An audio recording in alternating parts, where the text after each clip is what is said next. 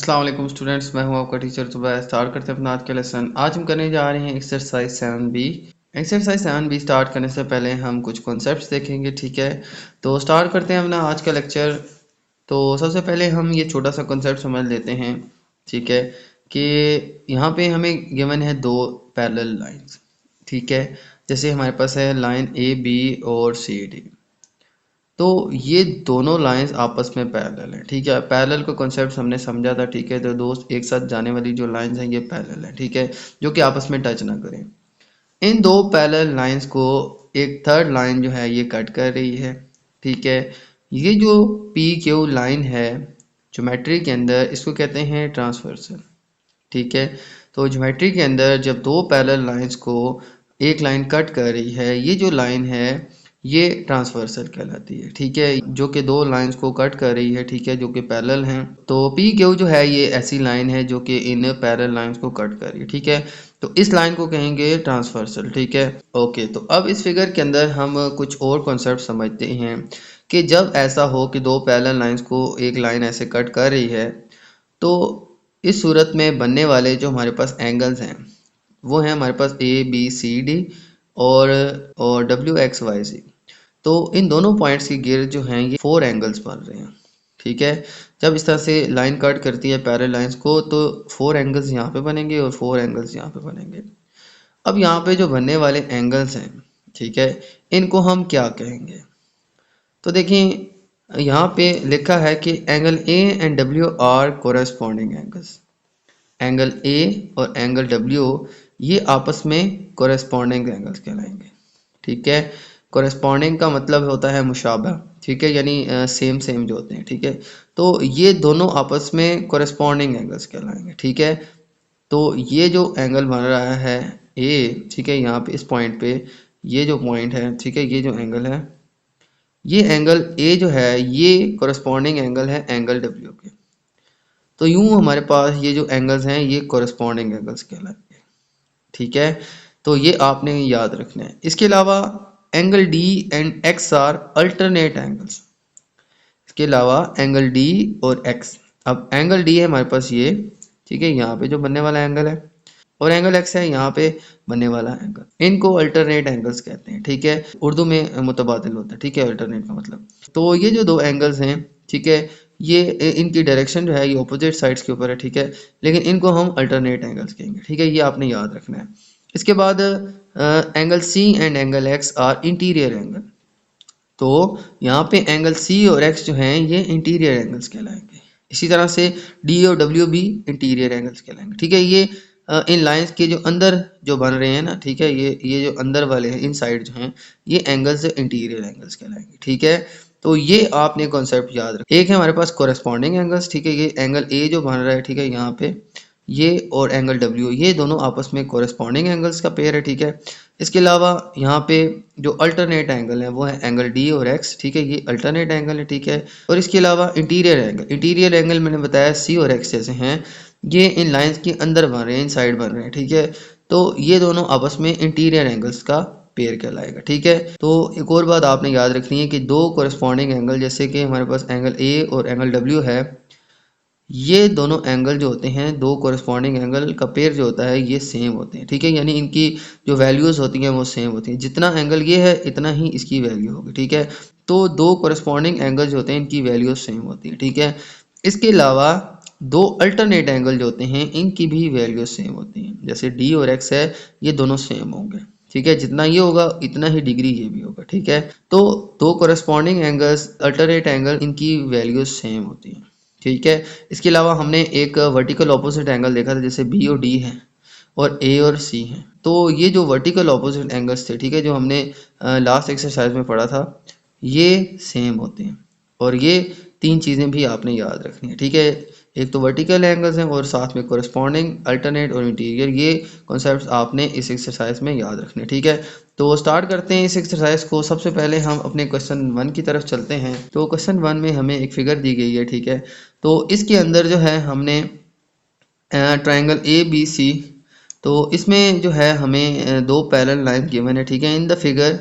तो स्टार्ट करते हैं इस क्वेश्चन को। इस क्वेश्चन के अंदर हमें दो पैरेलल लाइंस गिवन है ए बी और सी डी, ठीक है। In the figure A B is parallel to C D, इस फिगर के अंदर ए बी सी डी ये दो पैरेलल लाइंस हैं, ठीक है।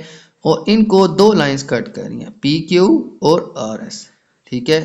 तो सबसे पहले हमने क्या करना है, इसमें बनने वाले जो एंगल्स हैं इनके पेयर्स बताने हैं, ठीक है। सबसे पहला जो क्वेश्चन है उसने कहा list down two pairs of equal corresponding angles. तो हमने इसमें पेयर्स बताने हैं कोरस्पॉन्डिंग एंगल जो बन रहे हैं इस पिक्चर के अंदर, ठीक है। तो इस पिक्चर में देखें दो पैरेलल लाइंस हैं, तो इस पे दो जो हैं मजीद लाइंस इनको कट करेंगे, ठीक है। तो इनको मैंने बताया था इनको ट्रांसवर्सल कहते हैं, ठीक है। तो पी क्यू और आर एस ये दोनों लाइंस इन पैरेलल लाइंस को कट कर रही हैं। तो यहाँ पे बनने वाले जो कोरस्पॉन्डिंग एंगल्स हैं उनके जो पेयर्स हैं वो हमने बताने हैं। तो ये सारे जो पेयर्स बनते हैं कोरस्पॉन्डिंग एंगल्स के वो मैंने इस पिक्चर के अकॉर्डिंग यहाँ पे लिख लिए, ठीक है। सबसे पहले है बी एक्स आर और डी जेड आर। तो ये जो एंगल्स हैं ये कहाँ पे बन रहे हैं मैं आपको बता देता हूँ। देखें B X R, B X R यानी ये जो इस पॉइंट पे बन रहा है एंगल, और डी जेड आर और ये जो एंगल बन रहा है ये दोनों आपस में दो कोरस्पॉन्डिंग एंगल्स हैं, ठीक है। ये अभी मैंने कॉन्सेप्ट्स आपको बताए थे। इसके बाद सी जेड आर और A X R, C Z R और ए एक्स आर ये दो एंगल्स भी आपस में कोरस्पॉन्डिंग एंगल्स। तो सी जेड आर और ए एक्स आर यानी इस पॉइंट और इस पॉइंट पे बनने वाले जो एंगल्स हैं ये आपस में कोरस्पॉन्डिंग है। इसी तरह से A X S C Z S, A X और एस और सी जेड एस ये दो एंगल्स भी कोरस्पॉन्डिंग एंगल्स है, ठीक है। और इसी तरह से हमारे पास बी एक्स एस और D Z S, B X S D Z S यानी इन पॉइंट पे बनने वाले एंगल्स भी कोरस्पॉन्डिंग है, ठीक है। अब हमने इस लाइन के ऊपर बने वाले चारों कोरस्पॉन्डिंग एंगल्स को हमने देखा, ठीक है। ये इसके कोरस्पॉन्डिंग है, ये वाला एंगल इसके कोरस्पॉन्डिंग है, ये इसके और ये इसके। तो ये इस लाइन के गिर्द जो बनने वाले कोरस्पॉन्डिंग एंगल्स थे ये मैंने आपको बताए हैं, ठीक है। तो अब इस लाइन के इर्द गिर्द जो कोरस्पॉन्डिंग एंगल बन रहे हैं वो हम देखते हैं। तो देखें सबसे पहले है हमारे पास बी डब्ल्यू पी। तो यहाँ पे जो एंगल बन रहे हैं ना ये इसकी बात कर रहा है। फिर ये किसके कोरस्पॉन्डिंग है, डी वाई पी ये इसके कोरस्पॉन्डिंग है, ठीक है। ये इसके कोरस्पॉन्डिंग है, सेम है बिल्कुल, ठीक है। इसके बाद नेक्स्ट पेयर है हमारे पास ए डब्ल्यू पी ये किसके कोरस्पॉन्डिंग है, सी डब्ल्यू पी के। तो ये एंगल जो है ये इसके कोरस्पॉन्डिंग है, ठीक है। ये वाला जो एंगल इस पॉइंट पे बन रहा है ये इसके कोरस्पॉन्डिंग है। फिर A W Q C Y Q के कोरस्पॉन्डिंग है, A W Q C Y Q यानी यहाँ पे जो एंगल बन रहा है ये इसके कोरस्पॉन्डिंग है, ठीक है। और फिर आखिर में है हमारे पास B W Q and B Y Q.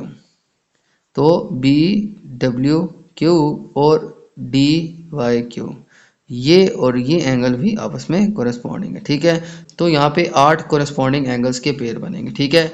इसी तरह से अब हमने सेकंड क्वेश्चन में बताना है two pairs of equal alternate angle, ठीक है। तो अब इस पिक्चर के अंदर अल्टरनेट एंगल कौन से हैं, सबसे पहले है ए एक्स एस और D Z R, A X S और डी जेड आर, ठीक है। तो ये एंगल जो है ये हमारे पास इसके अल्टरनेट है, ठीक है। ये इसके अल्टरनेट है। सेकेंडली हमारे पास है बी एक्स एस और C Z R, B x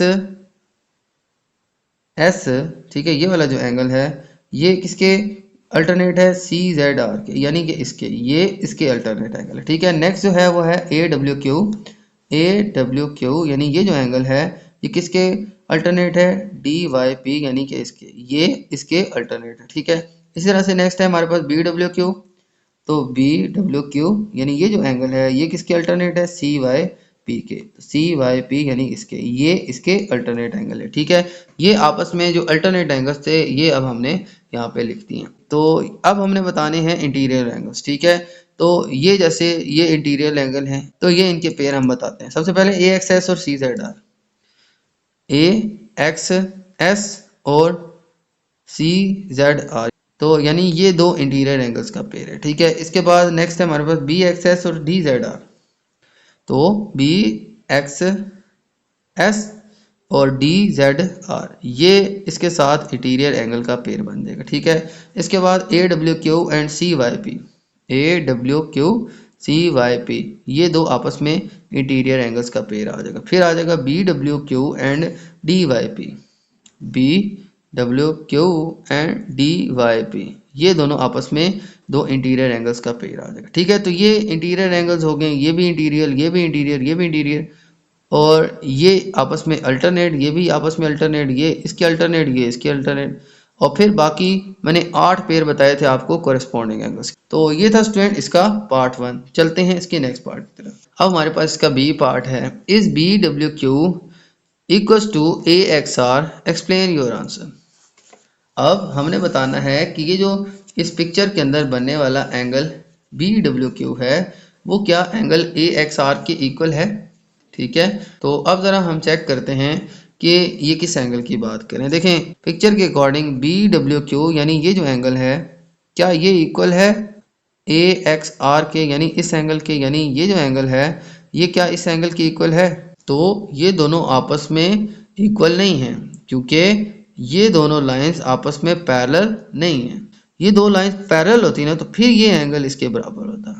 देखें ये एक लाइन यूं जा रही है, एक लाइन यूं जा रही है, इन लाइंस के एंगल्स आपस में जो हैं वो अल्टरनेट एंगल इक्वल हैं, लेकिन ये दो पैरेलल नहीं हैं जिसकी वजह से इनके अल्टरनेट एंगल इक्वल नहीं है।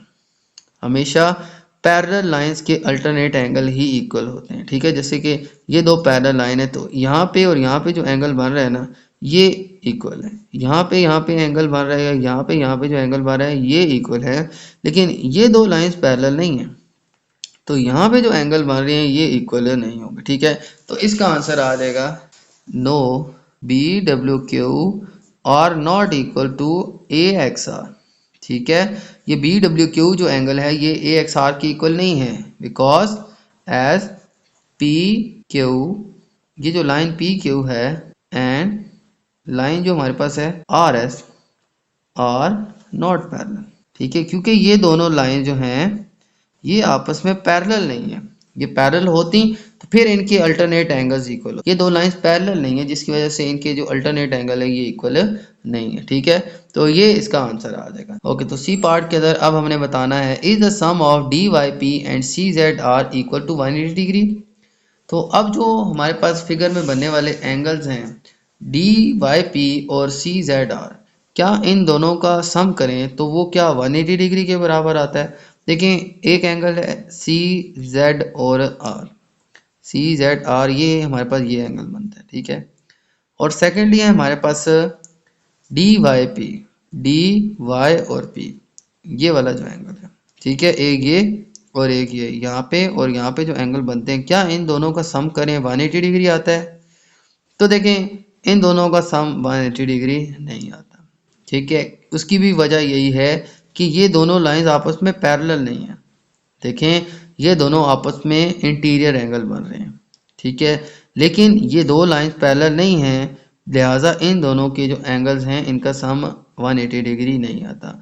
किन का 180 डिग्री आता है, देखें यहाँ पे ये दो लाइंस पैरेलल हैं और ये इसको कट कर रही है, तो ये दो जो इंटीरियर एंगल आपस में बन रहे हैं ना इनका सम 180 डिग्री आता है। लेकिन ये जो दो इंटीरियर एंगल हैं चूंकि ये दोनों लाइंस पैरेलल नहीं हैं तो इन दोनों इंटीरियर एंगल्स का सम 180 डिग्री नहीं आता। ठीक है, तो ना ये इंटीरियर एंगल्स हैं, ठीक है, ना ये इक्वल हैं क्योंकि ये दोनों लाइंस ही पैरेलल नहीं है। ठीक है, ओके, तो इसका आंसर आ जाएगा no, the sum of DYP and CZR is not equal to 180 degree because इसकी वजह भी हम लिख लेंगे। ठीक है, कि PQ and RS are not parallel.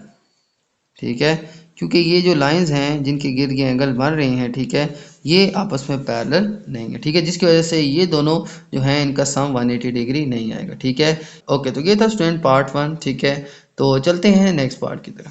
Okay, तो चलते हैं नेक्स्ट क्वेश्चन 2 की तरफ, और क्वेश्चन नंबर 2 मैं रीड कर लेता हूँ। Given AB and CD are parallel, find the values of unknown in the following figures. ठीक है, तो हमें दो लाइंस गिवन है AB और CD जो कि पैरेलल हैं। ठीक है, ABCD, और इसी तरह से इस फिगर में भी ABCD और इसमें भी AB और CD। ठीक है, ये इस तरह से सारी लाइंस पैरेलल हैं। हमने फाइंड करने हैं अननोन वैल्यूज इस फिगर्स के अंदर, ठीक है। तो यहाँ पे अननोन क्या है, तो यहाँ पे ए बी सी डी ये सारे एंगल्स अननोन है, ठीक है। तो ये सारे एंगल्स हमने फाइंड करने हैं, ठीक है। तो स्टार्ट करते हैं इस क्वेश्चन को। तो सबसे पहले देखें तो हम एंगल ए फाइंड करते हैं।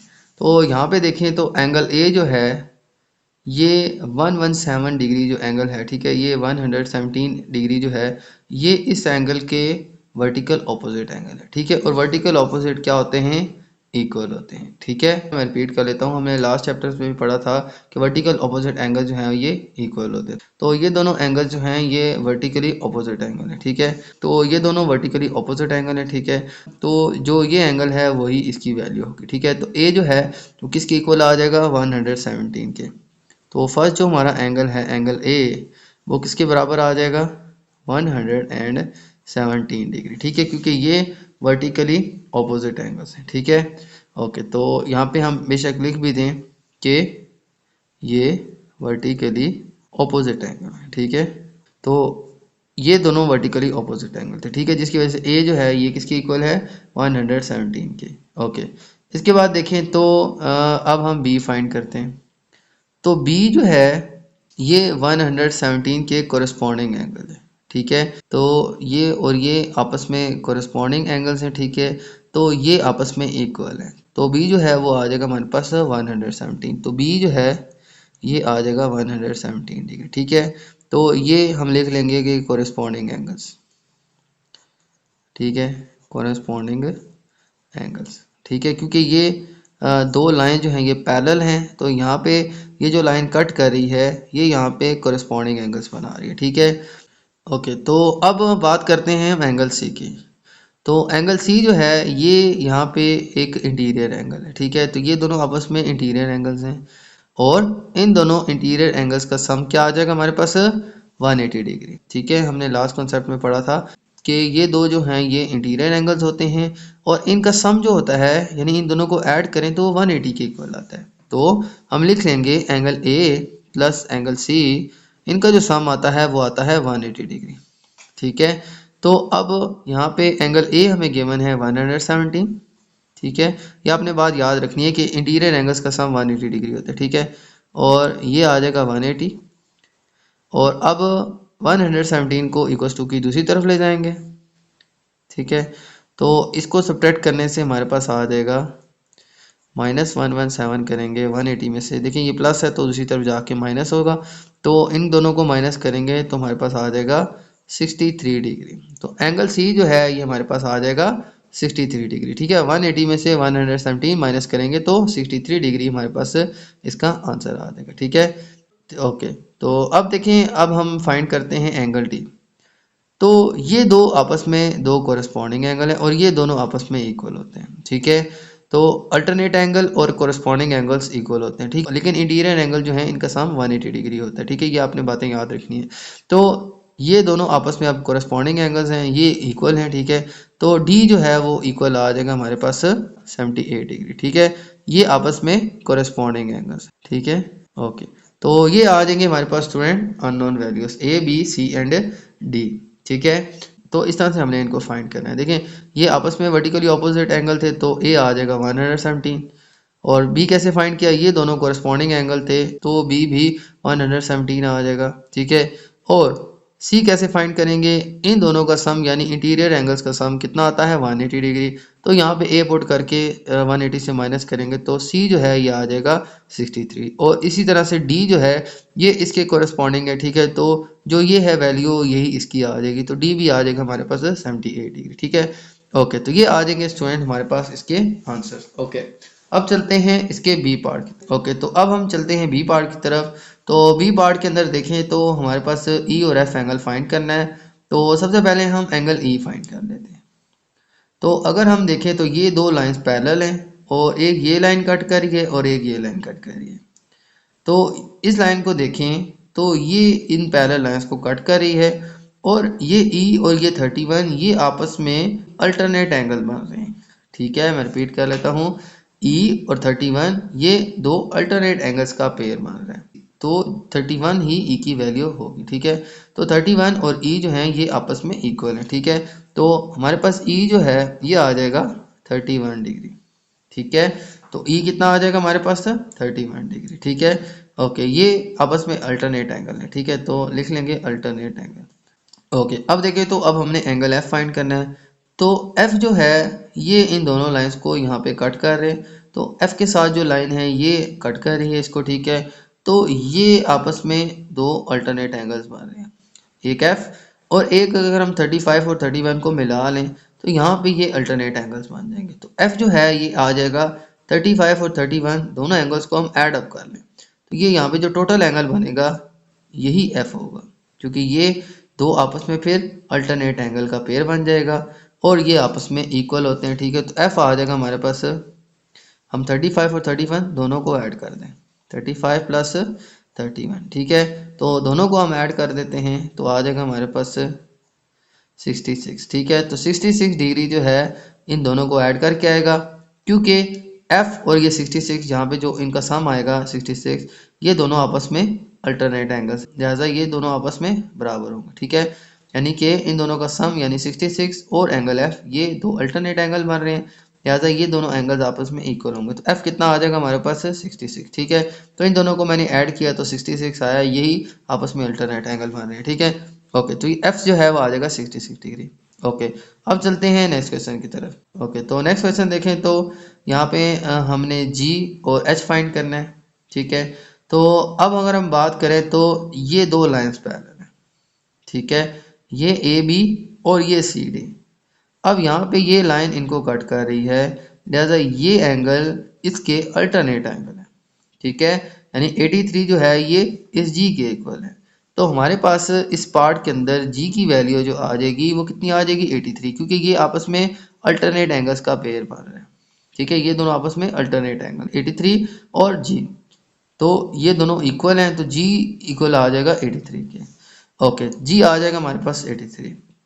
ओके, इसके बाद देखें तो यहाँ पे 69 और एच ये दोनों आपस में दो कोरस्पॉन्डिंग एंगल बन रहे हैं। ठीक है, तो ये दो कोरस्पॉन्डिंग एंगल्स भी इक्वल होंगे, तो एच आ जाएगा हमारे पास 69 डिग्री। तो ये बड़े आसान से क्वेश्चन थे, ये इसके अल्टरनेट था तो ये इसके इक्वल आ जाएगा, ये दोनों आपस में कोरस्पॉन्डिंग एंगल्स हैं, ये आपस में इक्वल आ जाएंगे। ठीक है, तो ये आ जाएगा स्टूडेंट हमारे पास इसका आंसर। ओके, अब चलते हैं नेक्स्ट पार्ट की तरफ। ओके, तो अब चलते हैं हम नेक्स्ट क्वेश्चन की तरफ। तो इस क्वेश्चन की अगर हम बात करें तो हमने आई और जे फाइंड करना है।